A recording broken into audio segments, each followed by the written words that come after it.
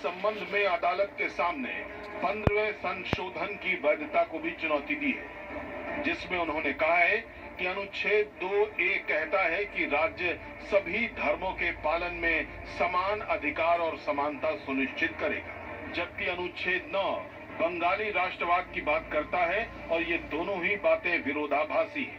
संविधान में संशोधन लोकतंत्र को तो दर्शाते हैं, लेकिन इससे तानाशाही को बढ़ावा नहीं मिलना चाहिए। मोहम्मद यूनुस से पूछा जाना चाहिए कि किसी भी देश में संविधान में धर्मनिरपेक्ष शब्द जोड़े जाने से तानाशाही को बढ़ावा कैसे मिल सकता है। धर्मनिरपेक्षता तो उस देश की लोकतांत्रिक मजबूती को ही दर्शाती है, लेकिन लगता है कि मोहम्मद यूनुस को इन बातों की शायद ही कोई चिंता है, क्योंकि उनके अटॉर्नी जनरल ने शेख मुजीबुर रहमान को ही राष्ट्रपिता कहने पर आपत्ति जता दी है और इसे अभिव्यक्ति की आजादी में सबसे बड़ी बाधा कहा है।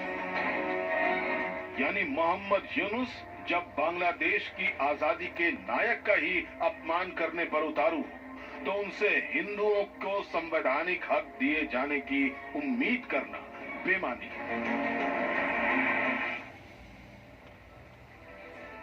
वर्ष 1971 में बांग्लादेश पाकिस्तान से अलग होकर एक नया राष्ट्र बना और 1972 में यहाँ जो संविधान बना उसमें राष्ट्रवाद, समाजवाद, लोकतंत्र और धर्मनिरपेक्ष को 4 प्रमुख स्तंभ माना गया। लेकिन वर्ष 1988 में सैन्य तानाशाह हुसैन मोहम्मद इरशाद ने बांग्लादेश को इस्लामिक राष्ट्र बना दिया था। हालांकि वर्ष 2011 में संविधान में फिर से 15वां संशोधन हुआ, जिसके तहत धर्मनिरपेक्षता को वापस लाया गया था। अब मोहम्मद यूनुस के अटॉर्नी जनरल उसी सेक्युलरिज्म शब्द को संविधान से दोबारा हटाना चाहते हैं। सोचिए, बांग्लादेश के संविधान में से अगर सेक्युलर शब्द हटाया गया तो इसके परिणाम कितने भयावह हो सकते हैं। पहली बात, बांग्लादेश पूरी तरह से ऐसे इस्लामिक राष्ट्र बन जाएगा जहां कट्टरता को पूरा डिस्काउंट मिलता है। ये वही स्थिति है जो पाकिस्तान की है। और दूसरी बात, संविधान में सेक्युलर शब्द शामिल होने से वहां की सरकारें अब तक धर्म के आधार पर किसी से भेदभाव नहीं कर पाती थी, लेकिन यूनुस सरकार को अल्पसंख्यक समुदाय के लोगों से धर्म के आधार पर भेदभाव की खुली छूट मिल जाएगी। वैसे भी वहां पर जिस तरह से बीते 5 अगस्त से हिंदू मंदिरों पर हमले हो रहे हैं, हिंदुओं की आस्था को चोट पहुंचाई जा रही है, तो ऐसे में सवाल यह भी है कि बांग्लादेश में धर्मनिरपेक्षता बची कहां।